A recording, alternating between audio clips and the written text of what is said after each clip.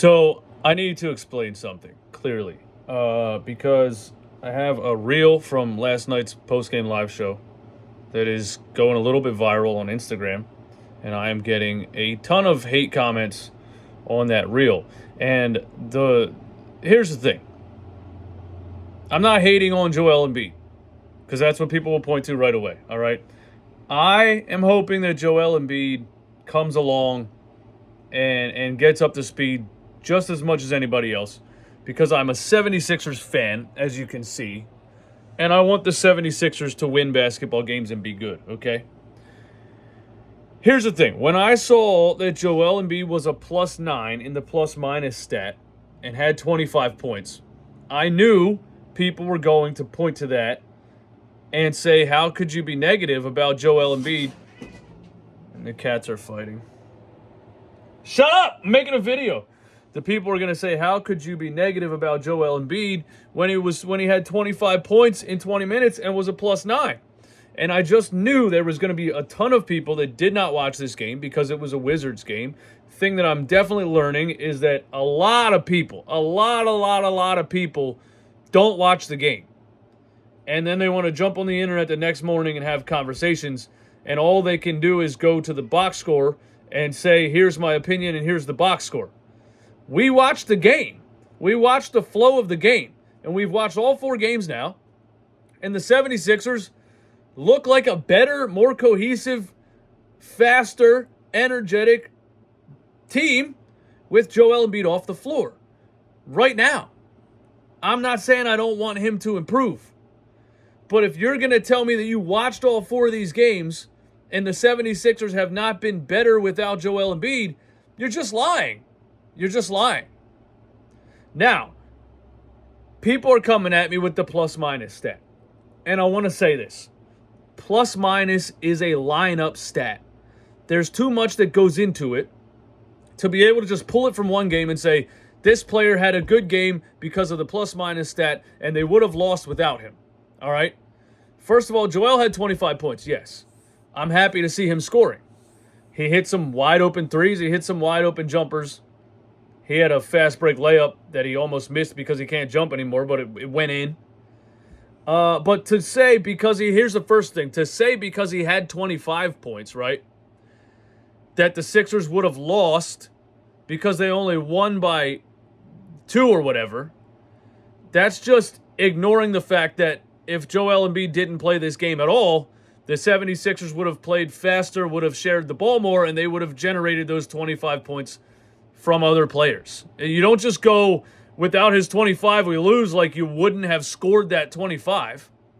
So there's that, all right? The plus-minus stat is a lineup stat.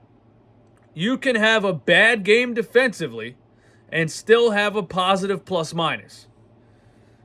Joel Embiid finished the game with a +9, which on the surface makes it look like the team was better with him on the court.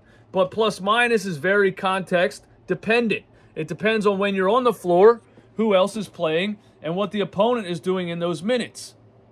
Embiid was slow rotating on pick and roll coverage. Guards were getting into the paint and forcing help. He was late closing out on shooters, which allowed open threes. He didn't control the glass the way he normally does, giving up extra possessions. The eye test showed he wasn't impacting the game defensively like we expect from a former MVP all-defensive level player.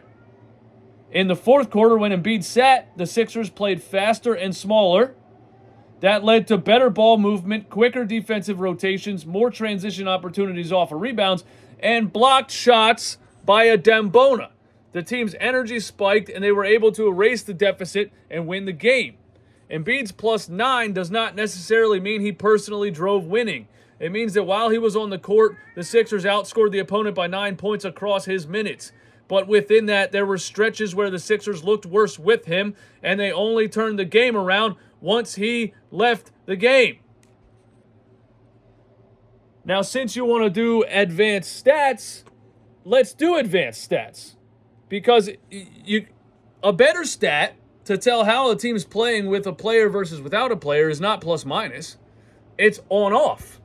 And the 76ers last night, with Joel Embiid, their on-off differential was a -8.33. A plus-minus stat is a lineup stat.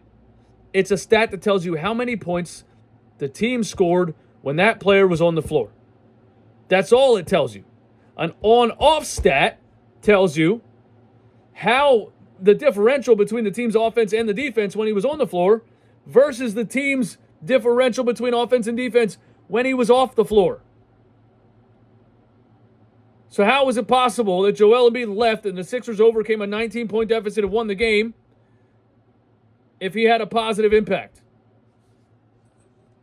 The on-off numbers for last night for Joel Embiid are a minus 8.3. That's the real number. The Sixers were 8.3 points better in the overall game, mainly because Joel Embiid left with 7 minutes left in the fourth. Adembona came in, started defending the rim, and they started running up and down the floor and playing a lot faster.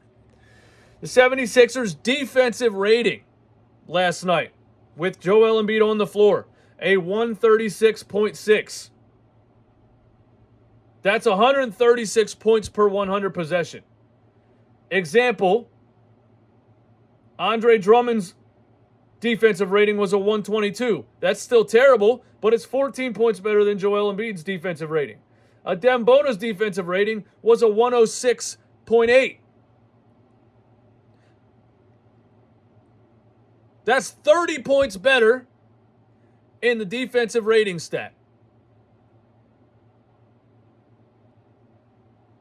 Now, if you want to go even farther and continue to do advanced stats, the 76ers right now are a minus 24.4 on-off differential with Joel Embiid. They are 24 points worse with Joel Embiid on the floor. That's just a fact. It's only 4 games. He's ramping up. I'm not saying he's not going to play into game shape. I'm not saying he's not going to get a lot better than this a month or 2 from now. But you cannot argue that right now the 76ers are better without Joel Embiid. And last night they won the game because he went out with 7 minutes left in the fourth and didn't come back. And it's the 3rd or 4th time we've seen it happen this season already. They are a minus 24.4 with Joel Embiid on the floor this season. They're just statistically better without him right now. I'm not saying he's not going to get better, but you can't sit here and argue with me all day telling me I'm wrong about this. On top of that, Joel Embiid's been a positive every single season of his career.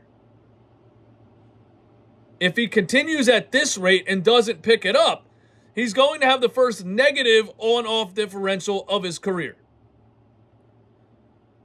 Another stat. Last night, Alex Sarr, when guarded by Joel Embiid, shot 68% from the floor. Marvin freaking Bagley, when guarded by Joel Embiid last night, shot 100% from the floor. So I just need to clear the air for the people that are coming at me with Joel scored 25 and had a +9 last night. They would have lost without him. You're just being a hater. I'm just here to tell you you're wrong. He scored some points on the offensive end. He gave up a lot of points on the defensive end. And the Sixers played better, faster, shared the ball, and came back and won the game when he went out in the fourth quarter. I'm sorry you don't want to hear the truth.